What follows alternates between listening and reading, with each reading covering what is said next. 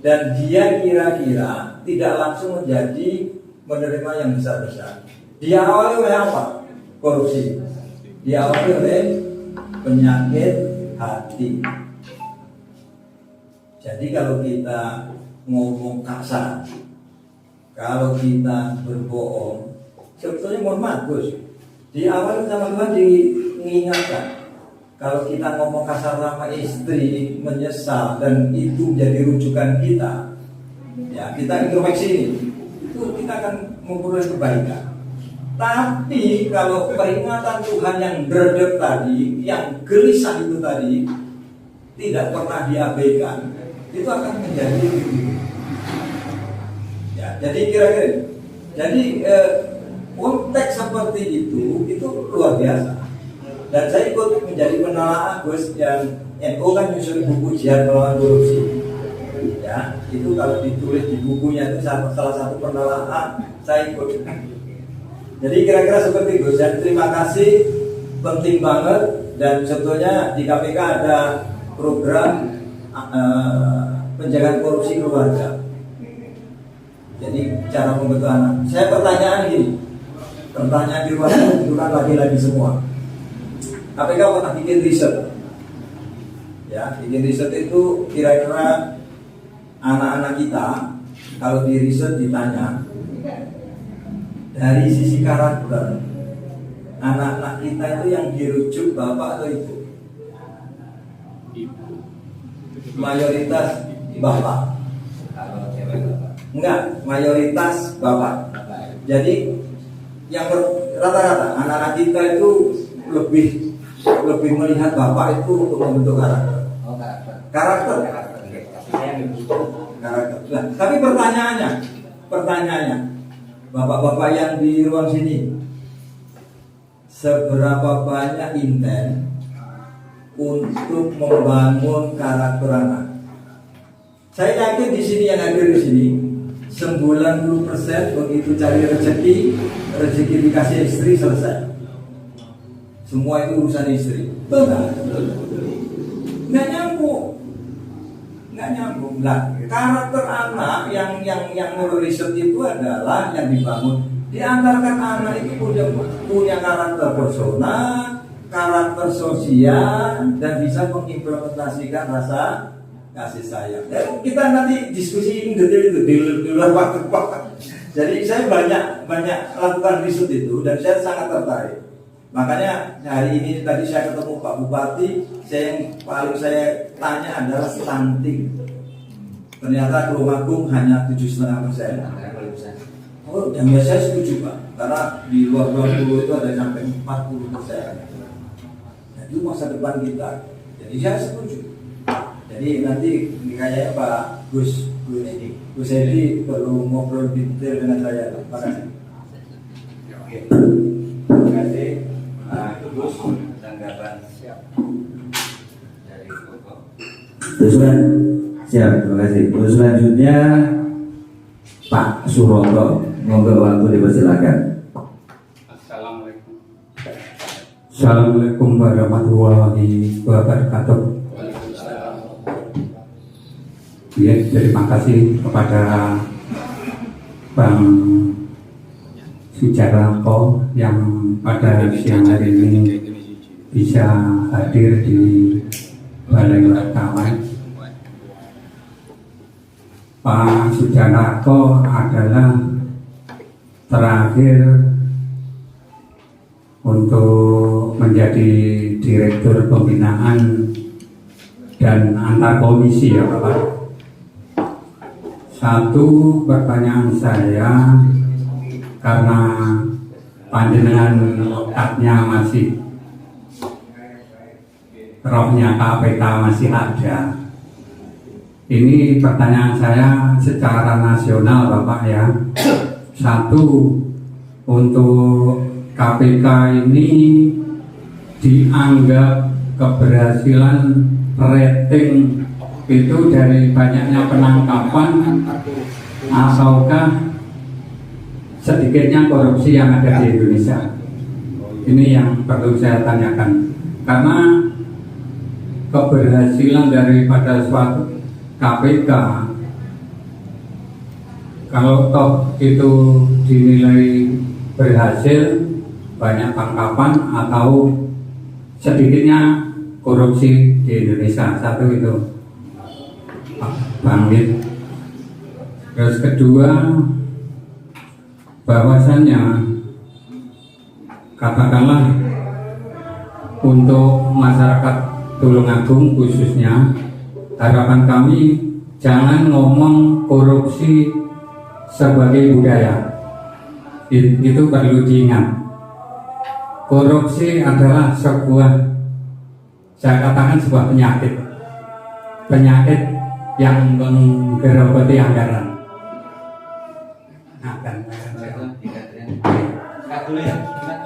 Oke, siap.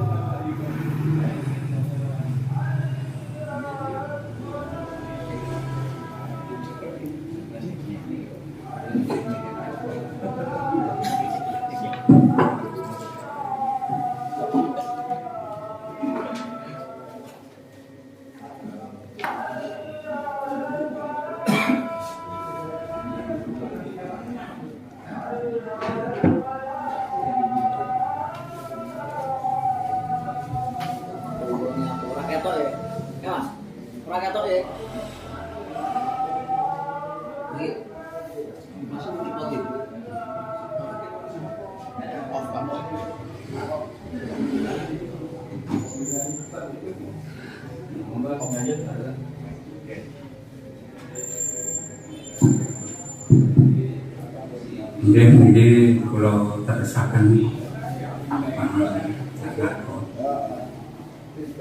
saya ulang kembali bahwasannya untuk dari rekan-rekan juga masyarakat Tulungagung, saya mohon jangan berkata korupsi membudaya. Harapan kami kita sinkronkan bahwasanya membudaya adalah kata-kata daripada budaya. Budaya asli Tulungagung yang mana yang harus kita kembangkan. Budaya Tulungagung yang harus kita kembangkan.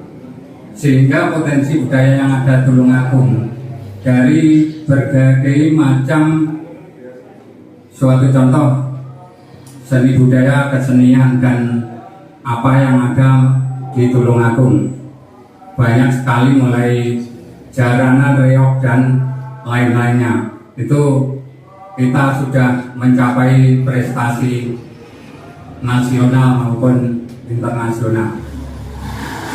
Untuk itu harapan kami dengan kedatangan Pak Sujarnako sebagai pembina di sini, nantinya seyogianya ini sebagai edukasi. Harapan kami untuk sosialisasi ke depannya juga bisa dilakukan lagi, sehingga untuk masyarakat Tulungagung itu keterkaitan korupsi bisa diminimkan, sehingga Tulungagung katakanlah bersih daripada korupsi. Meskipun korupsi itu yang dikatakan dari Gus Yadi itu sewajarnya masih tingkatan rasional, bisa diterima tanpa ada gejolak hukum. Dan harapan kami di Tulungagung sendiri, karena banyak potensi aset daerah luar biasa seperti marmer. Monggo nanti di setiap perbatasan kota marmer itu dikedepankan. Suatu contoh nanti menjadi simbol ikonnya Tulungagung, menjadi membudaya di Tulungagung dengan cara supaya itu menjadi ikon yang setiap masuk kota Tulungagung, kota Tulungagung, kota Marmer, sehingga akan menjadi apresiasi tersendiri. Kedua, ada terkaitan dengan masalah pariwisata, dengan minimnya anggaran, juga antusiasnya masyarakat Tulungagung itu yang dengan serta-merta untuk meningkatkan perekonomian dengan cara banyaknya tempat-tempat wisata yang dibangun di desa-desa itu akhirnya menjadi perekonomian yang luar biasa. Harapan kami pesan kami dari yang terakhir dari saya kepada Bang Sujanarko, untuk itu dengan adanya sosialisasi juga edukasi untuk masyarakat Tulungagung, sehingga untuk meminimalisir daripada korupsi yang ada di Tulungagung. Terima kasih. Wassalamualaikum warahmatullahi wabarakatuh. Salam warahmatullahi wabarakatuh. Monggo Pak Monggo. Makasih. Mudah-mudahan nanti kalau kita ketemu lagi mayoritas diskusinya di luar korupsi. Tapi karena kita ketemu pertama, oke lah. Nah, yang pertama saya jawab tadi, kalau kita ambil contoh negara, kan semua orang selalu bilang Cina itu keras banget dengan koruptor. Bahkan saya ke Cina 3 kali, Pak. Waktu saya kurang lebih 8 tahun lalu ke Cina itu, dia udah melakukan tembak mati 364 koruptor. Bahkan pelurunya itu harus ditanggung oleh keluarganya, beli pelurunya. Tapi Cina itu bukan contoh untuk sukses, negara yang sukses berantas korupsi. Artinya apa? Artinya penindakan yang kuat seperti Cina itu tidak bisa dicontoh sebagai negara yang sukses berantas korupsi.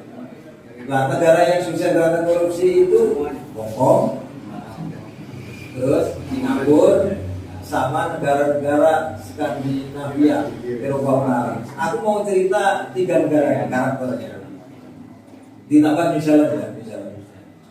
Hong Kong itu karena gini, pemberantasan korupsinya itu selain dia melawan penindakan yang kuat, dia tata kelolanya itu dibangun dengan sangat baik, partisipasi masyarakat dengan baik.